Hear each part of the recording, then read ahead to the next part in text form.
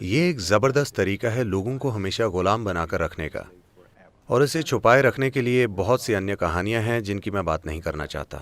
एक ज़बरदस्त तरीका पूरी आबादी को कंट्रोल करने का, जो लंबे समय से सफलता से किया गया है।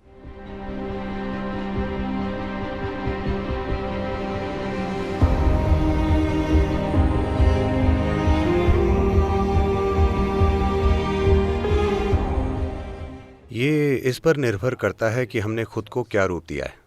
अगर हम शानदार मनुष्य बन जाएं तो ये एक चीज़ है। अगर हम मानवता की बदसूरत अभिव्यक्ति बन जाएं तो ये निश्चित रूप से पहला पाप है। ये एक गलती है। पाप बहुत कठोर शब्द है, शायद ये एक गलती है। तो दुनिया में बहुत सारी गलतियां हो रही हैं, इसके बारे में कोई प्रश्न नहीं। आपका दावा है कि आप सराहना या पूजा करते हैं उनकी जिन्हें सृष्टा कहा जाता है, लेकिन आपको सृष्टि से बहुत बड़ी समस्या है। अगर आप सृष्टि की सराहना नहीं करते तो आपको सृष्टा की पूजा क्यों करनी चाहिए? वो जिन्होंने इतना बुरा काम किया, ये बनाया कि आपके पैदा होने का भी एक ही तरीका है, पाप के द्वारा। मुझे लगता है उन्हें दूर कर देना चाहिए। नहीं, ये एक जबरदस्त तरीका है लोगों को हमेशा गुलाम बनाकर रखने का।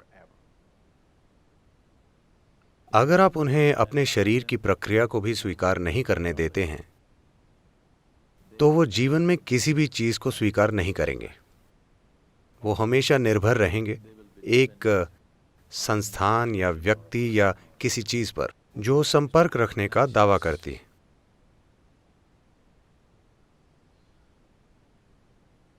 एक इटालियन माफिया को लॉ कोर्ट में लाया गया और वो हाथों में एक मोटा सिगार लिए अंदर आया।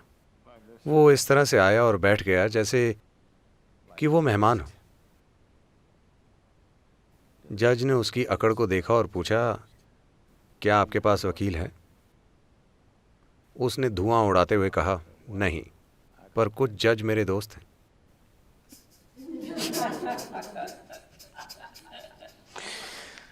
So,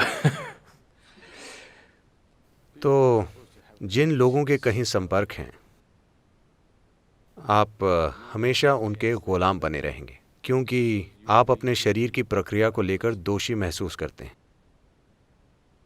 ये पूरी चीज और ज्यादा भद्दे से भद्दे रूप लेती जाती है।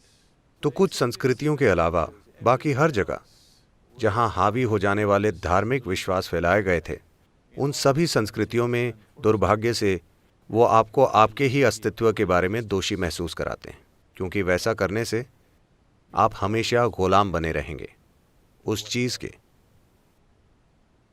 जो उन्होंने रची। कोई इतनी बुनियादी चीज जैसे कि औरत के मासिक चक्र, उसे उनके बारे में दोषी महसूस करना चाहिए और वो अशुद्ध है, उसका अस्तित्व अशुद्ध है। दुर्भाग्य से मैं चाहता हूं कि आप और दुनिया के सभी शिक्षक ये समझें कि अगर आपकी माँ में मासिक चक्र नहीं होते तो आप पैदा नहीं होते, तब भी जब वो आपके पिता से मिलती।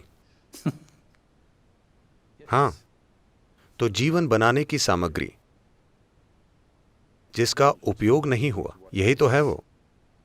और अगर वो अशुद्ध है तो आपका जन्म भी अशुद्ध है। वो वैसे भी आपको यही बताने की कोशिश कर रहे हैं कि आपका जन्म अशुद्ध है, और इसे छुपाने के लिए बहुत सी अन्य कहानियां हैं जिनकी मैं बात नहीं करना चाहता।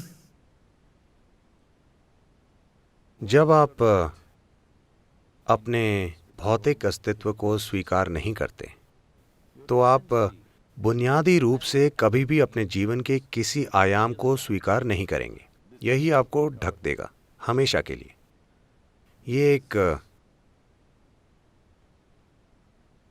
this is a fantastic trick. ये एक जबरदस्त चाल है आपको हमेशा गुलाम बनाने की। कोई आश्चर्य नहीं है कि संस्थाएं अपना महत्व खो देने के बाद भी बनी हुई हैं, बस इसीलिए कि आपका अस्तित्व, आप अपने अस्तित्व को लेकर ही दोषी महसूस करते हैं। अगर आप अपने अस्तित्व को लेकर दोषी महसूस करते हैं, तो वो जो सृष्टि का स्रोत है, उसे और ज्यादा दोषी महसूस करना चाहिए। आप हमेशा के लिए दोषी महसूस करते हैं, तो वो जिसने बनाया है उस पर दोष का बोझ और ज्यादा होगा। दोष डालना और डराना ये आबादी को कंट्रोल करने के जबरदस्त तरीके रहे हैं। ये लंबे समय से सफलता से किया गया है।